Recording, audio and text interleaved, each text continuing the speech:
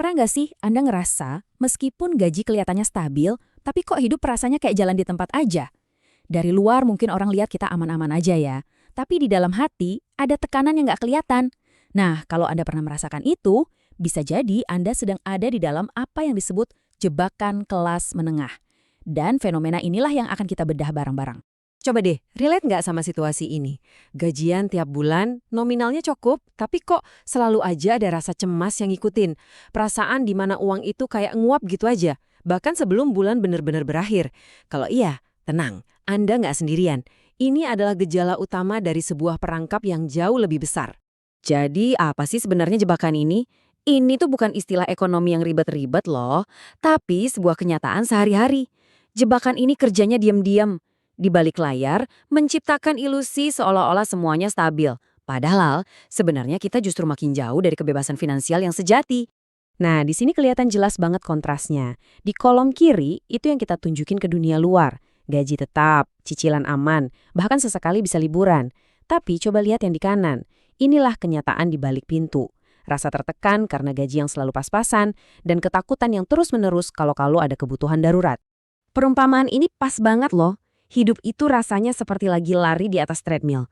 Anda capek, kerja keras, keluar banyak energi setiap hari, tapi secara keuangan, ya Anda tetap di situ-situ aja.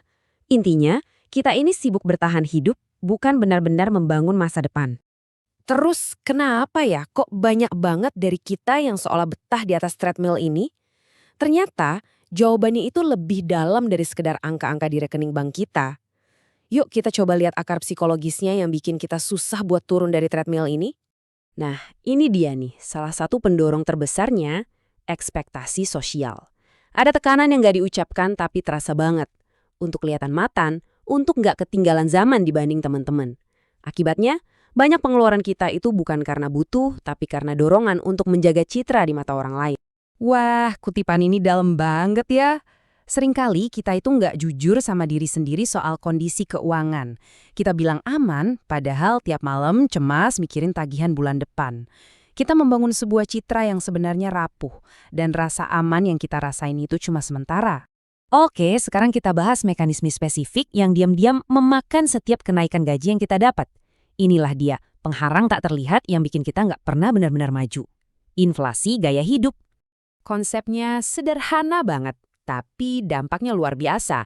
Begitu pendapatan kita naik, pengeluaran kita ikutan naik. Tiba-tiba ada cicilan baru, gadget baru yang harus dibeli, liburan yang lebih mewah. Hasilnya, uang tambahan itu nggak pernah sempat jadi tabungan atau aset. Semuanya habis cuma buat membiayai gaya hidup yang terus meningkat. Coba kita lihat perbandingan dua pola pikir ini. Di kiri, itu pola pikir membangun fasad.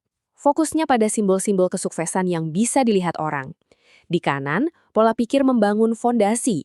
Fokusnya pada hal-hal yang mungkin nggak kelihatan, kayak dana darurat dan aset, tapi justru itulah yang bikin kita kokoh. Oke, setelah kita paham masalahnya, pertanyaan paling pentingnya adalah, terus gimana cara keluarnya? Nah, kabar baiknya, ada jalan keluar yang sangat praktis. Mari kita lihat langkah-langkah yang bisa kita mulai terapkan sekarang juga. Kelihatannya sederhana kan? Tapi justru disinilah kuncinya. Ini bukan tentang langkah-langkah drastis, tapi tentang membangun kebiasaan kecil yang konsisten. Pertama, lawan inflasi gaya hidup. Jadi pas dapat kenaikan gaji, rayakan secukupnya, terus anggap aja sisa kenaikannya itu nggak pernah ada.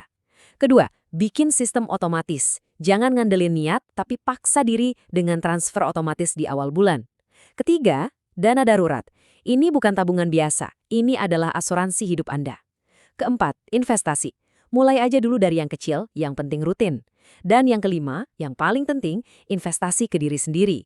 Karena keahlian Anda lah aset terbaik Anda. Nah, ini dia aturan emasnya. Jangan pernah menabung dari sisa uang di akhir bulan. Karena seringnya nggak akan ada sisa. Ciptakan sistem di mana 10-20% dari penghasilan Anda itu langsung dipotong di awal. Anggap aja ini tagihan wajib yang paling penting. Tagihan untuk membayar masa depan Anda sendiri. Dan perlu kita ingat, semua langkah ini kita lakukan bukan cuma buat ngumpulin uang loh, tujuannya itu jauh lebih besar dan lebih berarti.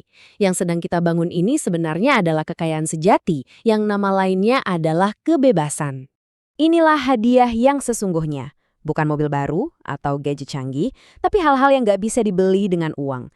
Kebebasan untuk memilih jalan hidup, ketenangan pikiran saat tidur di malam hari, keberanian untuk mencoba hal baru, dan ruang untuk menjadi versi terbaik dari diri kita. Visual ini merangkum semuanya dengan sempurna.